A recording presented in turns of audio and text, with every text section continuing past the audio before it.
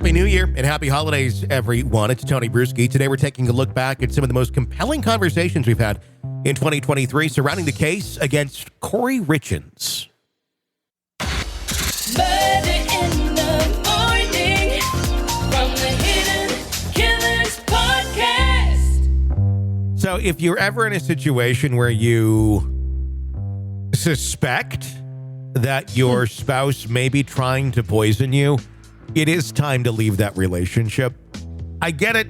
It's difficult and you want to stay there for the kids, but if they're capable of doing that to you, they're capable of doing that to the children as well. But again, I get it. I've been in a situation at one point in my life where I was sticking around strictly for the kids, and I'm glad I did, but it got scary, and it's a weird place to be in. In hindsight, is 2020 when you're in one of those types of situations. But this is interesting. The Kouri Richins case is what we're specifically talking about here, and we know her now as the alleged Moscow Mule Killer. This is the woman who gave her husband, or allegedly gave her husband, a Moscow Mule laced with fentanyl, and then went for a nap in the other room and came back and he was cold to the touch. Have you ever had a Moscow Mule? Yeah, I have. I'm not sure I have. I'm looking it up right now just to see what's in it. Lime, mint, rum. So wouldn't you taste fentanyl? I have no idea what fentanyl tastes like. I don't know if it has a flavor. I would think it would be a bitter type of a taste. So if this is mint and lime and ginger beer, vodka, I'm not sure that it would taste good. I don't think it takes much fentanyl to do a lot of damage. Oh, good point. It's like a very microscopic amount that can do crazy things to someone. The thing is, this wasn't the first time she tried to poison him. If you go back, Valentine's Day 2022, she's alleged to have slipped poison into his sandwich in her husband's truck. After eating the sandwich, her husband, Eric Richins, who is now deceased, broke out in hives, was unable to breathe, and required an EpiPen to recover. He later voiced suspicions to a friend that his wife was trying to poison him. Does it say what kind of sandwich? I'm curious. Are we talking like a tuna sandwich with some mayo that went bad, or are we talking there was a chemical in there that made him like drop to the ground? I think there was a chemical in the bologna, like she put it in. I don't know what it was. It doesn't specify the sandwich or its toppings or sauces, but I need some details here. It is in fact a sandwich that he consumed. There's so many things that point to this being very nefarious, and there's a couple new interesting tidbits of information that have come out on this, and we'll get to it in a second, including her trying to assault, or basically straight up assaulting Eric's sister after his death. Yeah, do you know about that one? Yeah. That's new information now, isn't it? In the years leading up to Eric's death, Kouri had taken up multiple life insurance policies on him, totaling close to $2 million. Most recent policy was taken out just 2 months before his death. Additionally, just 48 hours after Eric's death, she attempted to drill into his safe, which contained between $125,000 and $165,000 in cash. When she drill into the safe within 48 hours of the death. Now, it's one thing if, your spouse dies and eventually maybe you don't have the safe code or whatever. You'd probably find a way to get into that. You'd want to. You'd need to. But within the body's like not even in the ground, and you're trying to break into the safe? When she discovered that her husband had changed his will and placed his older sister in charge of his estate, Kouri became rather enraged at that one, assaulting Eric's sister. Unbeknownst to her, Eric had created a living trust that removed her from any control over his estate. So he knew. Obviously he was telling his friends, if anything happens to me, it's her. But he went to great lengths to protect his family after something might happen to him. It's even in his will. His will even has a clause in there about if something happens to me that she should be looked at. Wow. I can't imagine this was a very happy household towards the end. I mean, number one, if we're just talking about having a safe here, my spouse knows what the safe combinations are, and if she doesn't off the top of her head, she knows where to get them. Right. It's not. I think it'd be kind of awkward to have something like that where your spouse would not, at the least, know how to access it in the case of an emergency. Maybe like you just use it on a regular basis and they don't, but to not know that is I find that to be a little strange. Well, and what if something happened to him where he was incapacitated in the hospital? Yeah. They needed to access things for money purposes, to pay some bills, things like that. I mean, this is just basic husband-wife communication, I would think. Well, very much so. And what we're learning more and more about is this tremendous amount of debt that she was raking up prior to her death, and a husband that didn't seem all that happy about it. Her, in fact, going into some of his business accounts and such and taking loans out of them, or just withdrawing money or not paying taxes when it was said, oh, yeah, I'm going to withdraw this. I'm going to take care of this for you.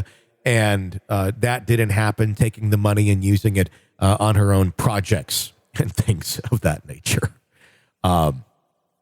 It's a messed up one. Despite her public display of grief, the Richins family spokesperson revealed that the couple had been discussing divorce in the months leading up to Eric's death, largely due to the financial disputes. Eric discovered that Kouri had spent a substantial amount of money from their home equity line, his bank accounts, and credit cards, as well as misappropriated funds intended for tax payments. This is a guy who I think was living in fear. If he was allowing these things to happen, allowing her to just willy-nilly spend these egregious amounts of money in stupid places, and he was not able to say anything, that's not a guy that is, he needs to grow his set up. No, it's someone who's probably fearing for their life and for the safety of their children and not upsetting the monster that's known as his wife.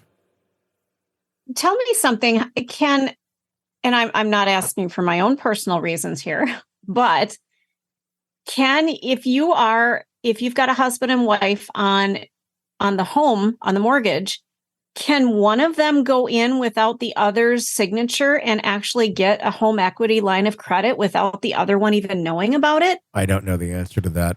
I don't either. And that's what happened in this case. That surprises me. It seems like a failure somewhere.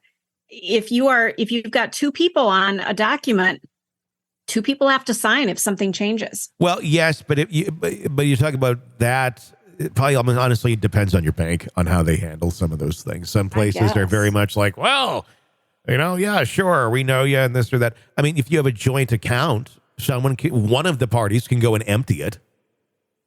No, that's true. And you don't need both people to go and do anything. I think there may be some questions as to why a bank would give out just a crazy large sum of money with no questions asked on a joint account. There could be some culpability there, but they will do it when things go completely haywire and crazy.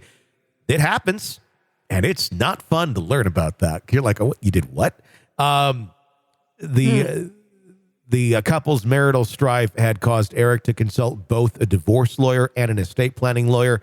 He created that living trust without Kouri's knowledge, which removed her control over his estate and limited her access to any funds in the event of his death. Eric's will also included specific instructions in case of his, quote, disappearance or abduction. Jesus. I have a will. I don't think I have a disappearance or abduction clause in it. No shit. And can you imagine the attorney writing that, looking up from their paper going, I'm sorry, you want a what? And it urged family members to investigate his wife if something happened to him. He expressed fear that she might harm him for financial gain. Wow. Despite it, he stayed in the marriage for the sake of his 3 sons. According to the family spokesperson, he was devoted to his kids and heavily involved in their lives. Kouri allegedly had an ongoing relationship with someone else during their marriage, a fact that was rumored but never really confirmed or discussed openly with Eric. On the day before Eric's death, Kouri claimed they were celebrating because she had closed on a home for her business. However, family members reported that Eric did not agree with the purchase and intended to tell Kouri that he did not plan to move forward with it. Kouri closed the deal the day after Eric's death and listed the property for sale 2 weeks later. That would be a weird one when you go in for the closing on that. It's like, oh, how's it going? How's your day? Oh, my husband died last night after having a Moscow Mule. But other than that, let's close on this bitch. You know? Yeah. Well, let's get this shit done right now. Yeah. So many weird, suspicious things in this. What's the worst part is these kids. They already lost their dad that they loved. And now they had a mom who for the last year has been reading to them this book that she wrote about, oh, he's still here with us. It's all okay. He's just in the clouds, but daddy's still here. Oh, and now, by the way, guess what you get to find out? Mom killed dad. So your only source of like comfort and, you know, getting through and handling the grief, that's the person that's helped you through it. Well, they're the ones who caused it too. So these kids are in for a world of hurt the rest of their lives and confusion. The damage that was done to these kids is unfathomable. I just don't know how they'll ever recover. They trusted their mom. They lost their dad. And this book, their lives were centered around this book for so long. They're going to have just a mistrust of, you know, so-called experts, because the experts in their lives couldn't be trusted. Authority, I think, is the word. They're people who have authority that are there. It's going to be tremendously difficult, and they'll develop various coping mechanisms to try and figure it out. But oh my goodness! So that's the latest on Kouri Richins. We'll of course keep you up to date right here as it continues to develop. You want to weigh in on this case or any of them? 888-5-KILLER, 888-554-5537 is the phone number. Stay with us. From the hit killer